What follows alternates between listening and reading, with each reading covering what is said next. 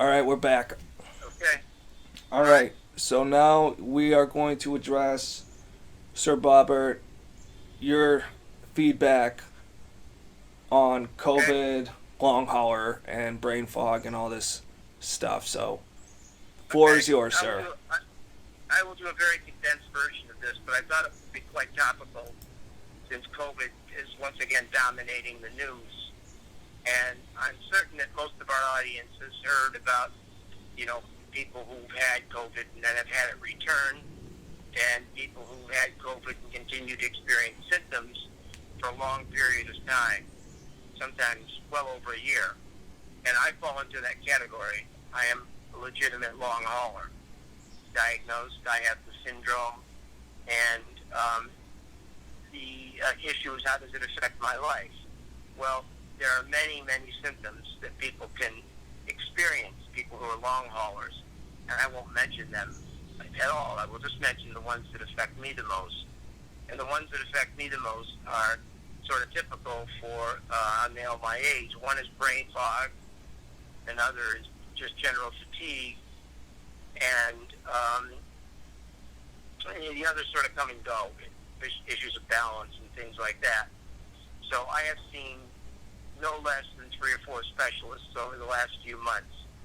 And the bottom line is they tell me that I need to get vaccinated, and I have not been vaccinated because I have a history of anaphylactic reactions, and nobody wanted to vaccinate me because they did not want to put me into an anaphylactic state. However, at this point, something has to happen because I've been tested for antibodies and I have none, and they have not been able to place any antibodies into my system. So the bottom line is I have to get vaccinated, and the only way to do that is to go into the hospital, to take a shitload of Benadryl, to be given intravenously medicines like Benadryl to counteract any allergic reaction, and then they will attempt to vaccinate me, and I will be in the hospital should fireworks occur, which I've experienced 10 times in my lifetime. I've 10 of these reactions. But long hauler syndrome, for people who are listening, is real. It's not made up. So it's so hard to believe everything that's stated about COVID. I don't believe most of the stuff that people talk about, but the long hauler part of it is a real thing. And it's a pisser because I'm still quarantined and have to do everything from my home, and that sucks. So, I mean, that's basically all I have to say about that, okay? Well, Just that wanted to does really describe it suck, to people. man. I'm sorry to hear that. I think you deserve it because clearly you're an anti-vaxxer. But Mm-hmm. I Yep. no, but seriously, bro, God, that is just such fucking bullshit. So I'm just curious though because you mentioned this brain fog you've had, and anytime I've spoken with you, you're very clear and coherent. So, well, like, can you describe a little bit more how that's been hampering you? Well, you would notice it in talking with me if there are long pauses where I'm not responding to you, and you wonder if I'm still there. And that would be sort of a classic example where your brain sort of wanders and you get lost in a conversation. It's kind of like Simone Biles getting lost in the air when she was doing her flips last week, which is a true phenomenon. You get disoriented in On time and space. So that's a good analogy, huh? No, That, I that's a, understand what you mean, but I feel it almost sounds like something that could happen to just anyone because I know um, probably pre-medication days, teenage days especially and stuff, when I wouldn't be like sleeping and stuff, like my mind would drift everywhere when people would be talking to me because I was just really not with it. And I feel like that's something that can honestly I feel like that can happen to anyone who's fucking bored. Like if someone's listening yeah, to this podcast and they're bored, they should die, but you know what? They're probably also not exactly. listening because they're just drifting off in their little fantasy land, you know what I mean? Exactly. And if they dropped some mescaline or LSD, they would experience the same sort of thing. And Mm. that's from an intellectual and someone who's very interested in the psychedelics, from past experiences and from current rebirth and use in the medical and psychiatric treatments. A lot of what I experience is like having a trip at times. where you kind of are not sure what the hell's going on, and it feels like you're in another place and time. And no hallucinations, nothing colorful, but just that lost in space sort of feeling. Just very disoriented. Very disoriented. Oh, that shit's scary, man. Yeah. Yeah. And I think I've experienced some flashbacks. I know I have, and I just understand what's going on, but it's triggered that, I think, because my brain is sort of floating right now. I call it floating. And I try to lock it in, and what I do is the primary recommendation for treating that piece of a long hauler syndrome is meditation and exercises that help you focus. So that would include doing breathing, breath work, where you're focusing on your breath and trying to maintain a focus and concentration on that. Meditation, where you try to focus and try to pay attention to what's going on, stimulations, environmental noises, things like that. So fortunately, I've had so much experience in doing that I kind of know what to do. But for people who haven't, they literally are using that as a component of the treatment, mindfulness meditation. Okay, and just to clarify something, to make sure I understand, this symptom phenomenon is something that is specifically related to COVID and COVID symptoms, yes? Yes, absolutely. Okay. Just making sure. Yeah, I don't carry any active COVID virus that people could catch from me, but I'm very susceptible to what I can pick up from others. So you couldn't give it to me in the studio, but I could give it to you theoretically. Exactly. Okay. So it's depleted immune system. That's very boring, but it's a very boring topic, but I just wanted to give people a sense as to what's real out there in this whole world of COVID. I don't think it's a boring topic at all. I think COVID is a topic we're all sick to death of. Absolutely. That should be a disease in itself, just having to fucking talk about this shit forever. But absolutely. So. And it's fascinating that I have been 3 different doctors from 3 different fields have been consulting with me on this, and they do not agree, and they're in constant disagreement as to what should happen. And that I find that fascinating, that there really is not a coherent strategy for dealing with a lot of this COVID stuff. Well, I want to say it's surprising and it's unsurprising at the same time, Mm-hmm. It's just, man, I don't even, like I said, like, as we just said, we're sick to death of fucking COVID. Yeah. So do you want to just wrap up talking about my nerdy fantasy book? Yeah, I want to drop this COVID thing, and I want to talk about your book because I started to read it, and already the first few sentences captured my attention, and that's what you want when you're writing a book, is you want to grab people's attention within the first 90 seconds of reading the material. And your book, the beginning of your book, did just that. So let's hear about it. So it's very weird how it kind of happened, to be honest, because there's a few different things I want to like explore, and I'm thinking of this right now as being like a real long like series, like but like generational, almost like following a history of Rome kind of thing, but more condensed. And I want to also tackle things going on in America and like, racial things and like slavery things, and not make it really on the nose, but these are problems that have existed throughout history, so I can kind of synthesize different things together.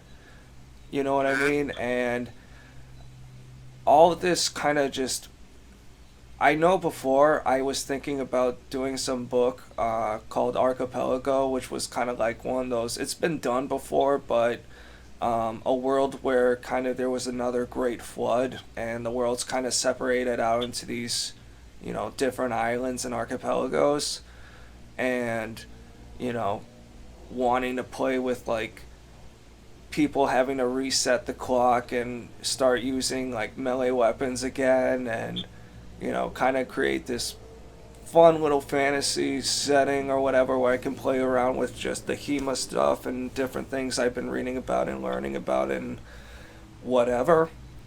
And then the other day I was watching this video and I was just bored and like rolling a joint. So this was just something I was just like half listening to while I was, doing something else. But it was this video about some anime, and I don't give a shit about anime, but it was a video about these goblins in this one series called Goblin Slayer, where this guy breaks down how in like these fantasies, and it's not just anime.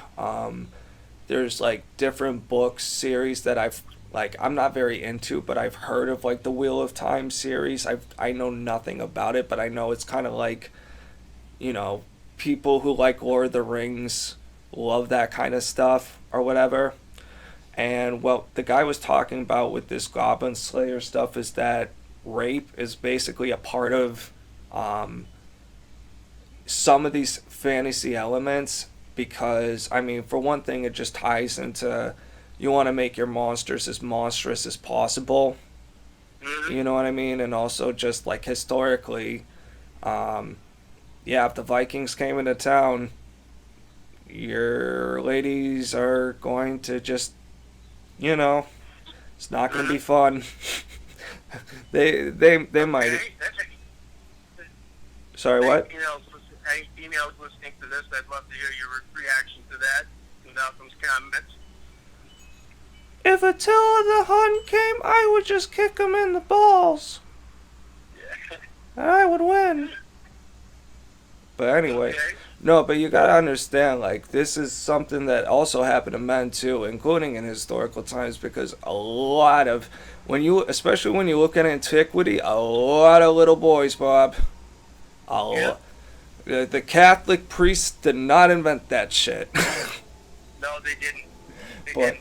But anyway, so I was just like listening to the story, and I all of a sudden just got this inspiration where I wanted to like kind of explore, like, I got this whole story and this whole conflict and this whole thing kind of just all came together in my head, and I just immediately started writing, and I wrote, what I sent you, and because it starts off on a slave ship, I think of these people as kind of remote islanders, like a little bit like the Aztecs, but not like a huge civilization and not as brutal, but they still, do human sacrifices. And this guy who I just call him Io for now. I'm gonna figure out names and shit later, so I'm gonna try to keep them short and simple for now. But he's this dude who was on this island when these basically orc people came, and they're not real. I am so sick of like Lord of the Rings, where all the like monsters are like, the only advantage they have is that there's a lot of them, and they all suck at fighting, and their armor all sucks and whatever. So I'm like, what if we just make them a little more human, make them a little actually disciplined and badass, and like, invoke those technological fears that the Aztecs had to deal with when the Cortez came over and their weapons were breaking against the armor, and and I thought of this like, kind of race of people that are kind of like the Huns of this world, where they're not just like cannibals that are gonna just kill everyone. They're like Attila the Hun was a guy who he would much rather than showing up and killing everyone, just show up with his army and say, hey, give me 2,000 gold pieces and I won't kill everyone. And next year you better have 4,000. See you next year. So Okay. it was much more of a mercenary kind of thing, and I incorporate like those head binding things because the Huns had this head binding thing that like made them look alien to the. So like I'm blending kind of Lord of the Rings monsterism with like actual real sort of historical monsterism. And as things goes on, you find these are creatures that can actually be reasoned with. You know, they have motivations. They're not, you know, whatever. They're more complicated. You know what I mean? And the big conflict is this dude who's on this slave ship. He's been conquered. He knows he's been enslaved. He knows everyone he loves, everyone, his whole family, his whole village, his whole island has been taken. He just wants to fucking die at this point. His mother and father is dead. He, you know, everyone has been on this hell ship of torture for weeks. They're starved out of their minds. Like, you know, it's, I'm gonna look into like the Middle Passage and like that whole, you know, whatever thing. So this dude, it starts off in the middle of the storm, this fierce storm, and this dude like is just praying at this point that the whole ship goes down, cause fuck these monsters that took us, fuck this hell ship we're on. Let's just all.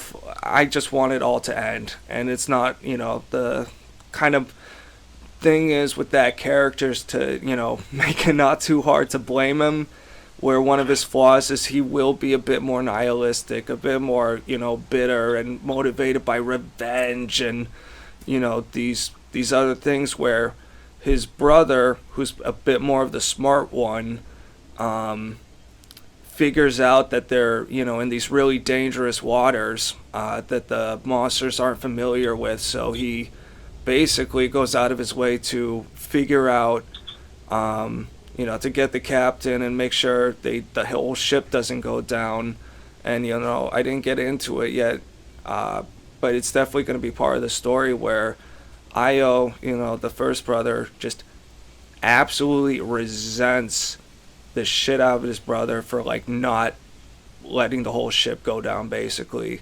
And, you know, the monsters are gonna basically use them to like kind of the same way slave masters kind of like would give preferential treatment to just a few people just to pit everyone against them, and like all these little subtle things that are gonna like build all these tensions. And like there's a sister that, you know, is part of like this deal that the older brother strikes, that, you know, the monsters basically demand, the captain wants your sister for a night or whatever. So, you know, I was like, you pimped out our sister, you fucking bastard, and, you know, whatever. And it's almost gonna be like going to like the Iliad, where it's like these runaway fucking bandits that escape slavery eventually find this city that grows into a fucking empire, and that's gonna be like the series.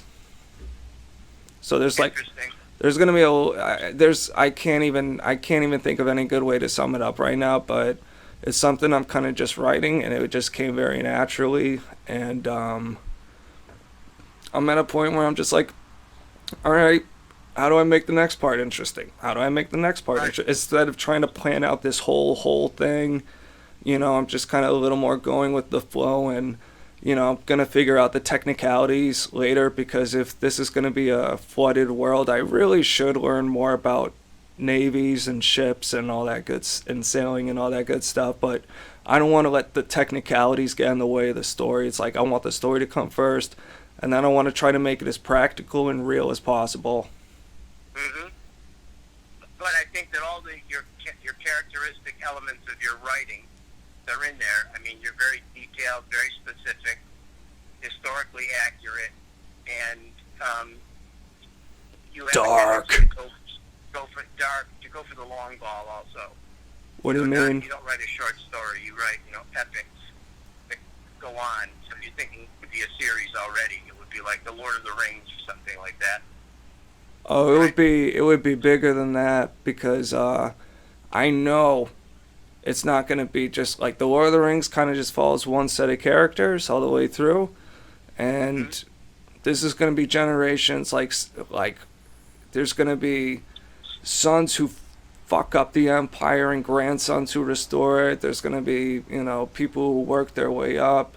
It's going to be more like I almost want to say like The Sopranos, where it's like a mafia family, but you have different power factions and stuff going on. So it's gonna be Game of Thrones.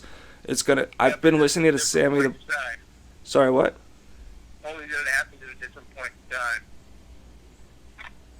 I'm sorry, I didn't understand that. One more time. I said, only that you said it was like, it's going to be sort of like The Sopranos, except it happens at a different period in time. Oh yeah, it's like it's gonna be like the Lord of the Rings, fucking Game of Thrones. It's gonna be a whole mismatch of things.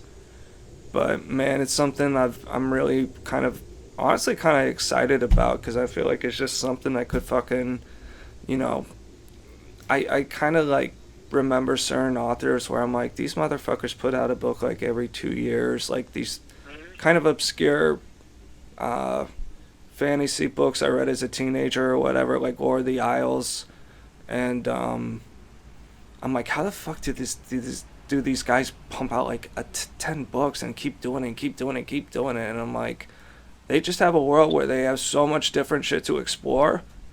It's like they don't have to necessarily plan the whole thing all at once, you know what I mean? They just got enough puzzle pieces to put something together. Right. My only question, my biggest question, is how do you plan to do this at a time when you're going to be studying for the LSATs? Well, to bring you back to earth now from question. Well, let me put it this way, Sir Bobbert. This is just a long-term little project. Okay. This is not something that needs to be fully written and published tomorrow. Okay. And it's something I want to put thought into, because I want to handle fundamental questions of like victimhood, and you know, a lot of it's going to be to counter commie fucking narratives at the end of the day, but to make it as fucking entertaining as possible, because that's how you indoctrinate the kids, Bob. You make it cool. That's it. And I think you've got something there. Yeah, so you did read it? Or did you just started it? Just started it. Okay. But I got into the first, few sentences, and just get a feel for it. Just saw it this morning. You know how I am with my reading. I have so much that I can, really have a hard time getting to all of it. But I wanted to take a glance at it and see, and it came off. Those first several sentences came off in a way that grabs your interest, and that's what you want. Yeah, if I don't suck at doing a reading of it, I'll put one in post. Yeah. Just the first paragraph, because it's like fucking 4 pages right now. When you do your law school interviews, I mean, obviously one of your strengths is your writing skills. Yes, and this is just a little creative again, iron. Yeah. You gotta work the iron sometimes, and there's different ways to do that. And for me, it's just if I have downtime doing something like that, I feel like it's just more fulfilling and probably gonna pay off if I stick with it more than just playing fucking Age of Empires. You know what I mean? On the computer games. There you go. Excellent. Yeah. And in the long run, you are building. You're building some brain cells too. Although they are now recruiting people who are good at, what is it? What is the game? Age of Empires? Is that the name of it? The video game? That's the one I played, but that's a pretty older game. Well, anyway, I don't know the games, but they're looking at people who play, gamers, sophisticated gamers. The higher is air traffic controllers and things like that. Air traffic controllers? Yeah, that's their skill set. They did a piece on autism on 60 Minutes, adult autism, Asperger's mostly. You hear that, kids? Keep playing the games. You can make it. Exactly. That's how they do it in China. They hold schools, camps, just like they do their sports camps. They move kids into these places, take them away from their parents, and they get the good gamers, they follow them, and those are the ones who become their computer hackers. Yeah, man. Even here we got the Twitch, and AOC's on the fucking Twitch, man, and I gotta get on that shit, Yeah. Fucking challenge her to a game of Fortnite for the fate of the country. There you go. go. But I just want to throw out one more random thing before we wrap up, Bob. I'm sorry for keeping you fucking late, man, but I just think it's hilarious. I'm thinking of going back to my rap career Okay. as well. I'm thinking of throwing freestyles on the fucking channel. I'll send them to you. There's something I Yep. don't have to put any fucking work into.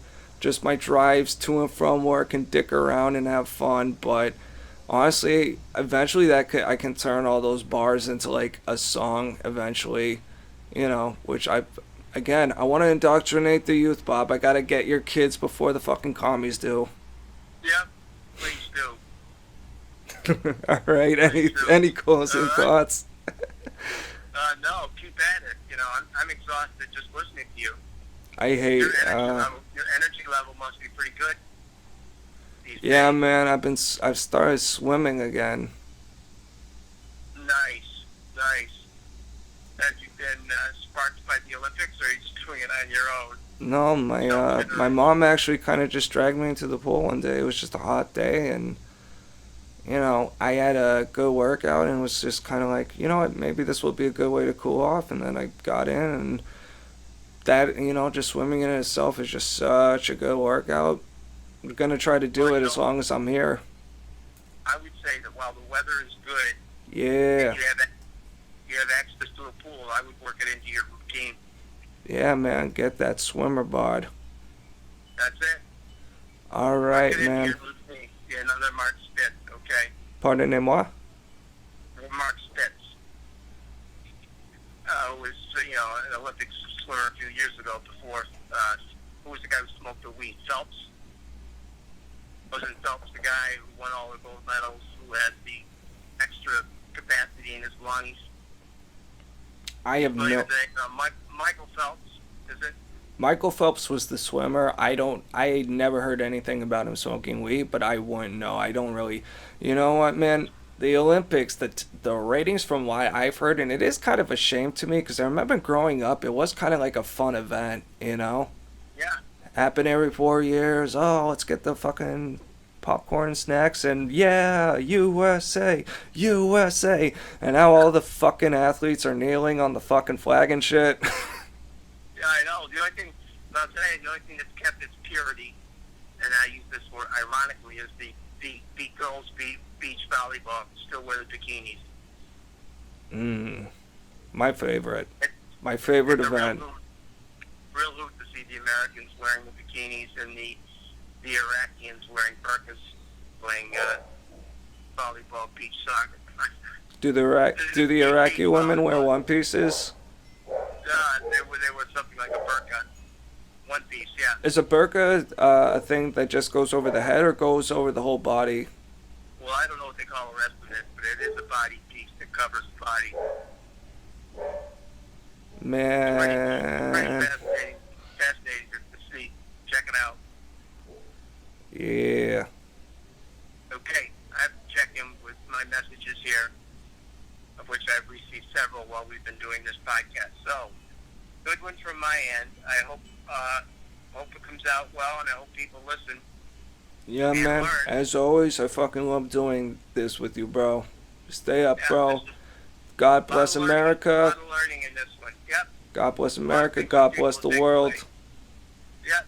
God bless all of us. Okay. All right, hit that ball. Okay. Keep in step, man.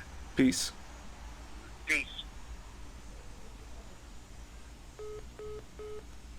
He didn't hit that ball. That motherfucker. Oh, well.